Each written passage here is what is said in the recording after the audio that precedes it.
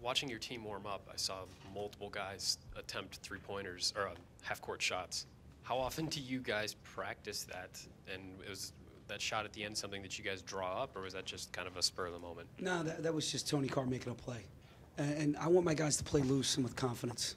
Do I want to shoot half-court shots before a game? No, I don't really. But I do want them to be loose. I don't want them to be uptight at all, and I think that's what you saw tonight. And getting Josh shortly before the game, how did that impact the team? It seemed like when he got to the court, it fired everybody up. Did you feel that was momentum you guys could carry over onto the court? Yeah, I was concerned, really, because sometimes you get so jacked up before a game, you start to foul, and then your energy's so high, you hit a wall, especially for our young team. You hit that wall. And it was nice to see that we didn't, that we look like a veteran team tonight. But we got to be more consistent with that. Josh's energy, his play really uplifted the team. Coach, down the stretch, that was a game where it seemed like the Big Ten's top two scorers were just going back and forth. Just what does it say about both players that they were able to lift their teams up down the stretch when they needed them the most? Yeah, I want to talk about Diop because I think he's played great against us every year. He's been fantastic. And when he went down last year, I knew it was going to be tough on Ohio State. And the shots that he made tonight, I mean, they were unbelievable. They were contested. I mean, we were right there. I mean, we fouled him one time, too, because we were trying to prevent him from making threes. I mean, he is a big-time player. And so is Tate, for that matter. I mean, Tate is terrific.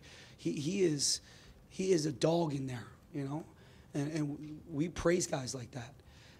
I thought Tony did a nice job. I thought he was very efficient. I thought he shared the ball when he had to. I thought his defense was great. I thought his energy was great. I thought his body language was off the charts. And I thought he had great leadership. He took over some huddles. And I'm sure, Diop and Tate did that on their end. So to watch that ending, it's not exactly how I wanted it, but we'll take the win, I guess. You mentioned that it's important to keep up consistency as you guys move forward and how you talked about your veteran team.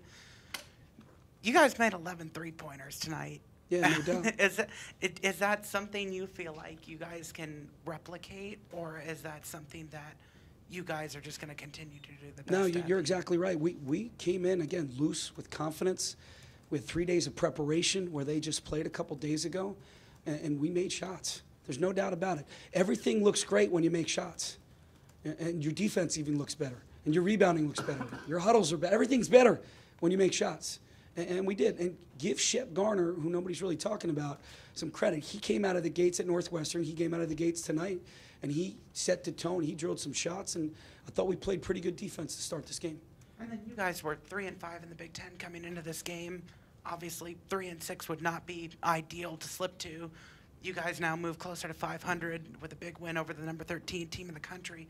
Just how important was that for your guys to get a win like that, to stay in the conversation for keeping up there in the Big Ten rankings? And you're right. Look, we try to, this isn't coach talk, we try to really talk about one day at a time. We try to stay focused on today, let's get better. We lost a couple heartbreakers. We really did. Indiana, we're in a one-possession game 4 minutes ago. Minnesota, we're in a one-possession game. Northwestern, we were leading the game for 31 minutes. The 5-minute mark, we gave up a bunch of rebounds. So we're competing. We just need to learn how to finish games. And I felt like we did that tonight for the most part. But there's a lot of growth there and a lot of maturity. And we are, we're counting on 3 sophomores to do a lot for us. So it was nice to get a junior back. It was nice for Davis Mgulis, another junior, to really step up and give us quality minutes. And he's been doing that for us. But to get to 4 and 5 is a heck of a lot better than 3 and 6. But there's still a lot of basketball left. And we still got to continue to get better. I think this team can get a lot better. With the 14 attempts from 3, was it more about what Ohio State's defense was giving you, or was it more about just consistent rhythm and making those shots? You know what? I think it was really sharing the ball. I think it was getting side to side. I think the extra pass was there.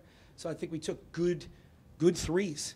I mean, typically when you make 11, you need to take, 20? On some nights maybe 23, right? So I thought we attempted really good shots. And, give Shep, give Tony credit. And then Davis, I thought, hit a huge one late in the second half there.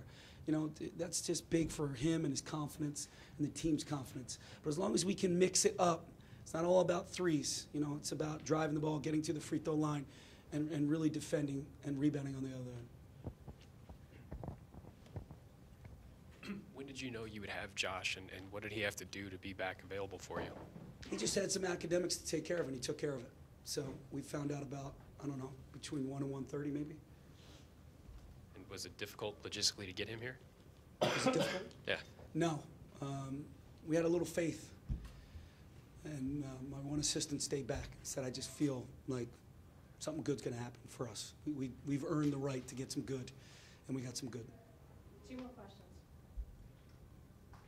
Or 0 more questions.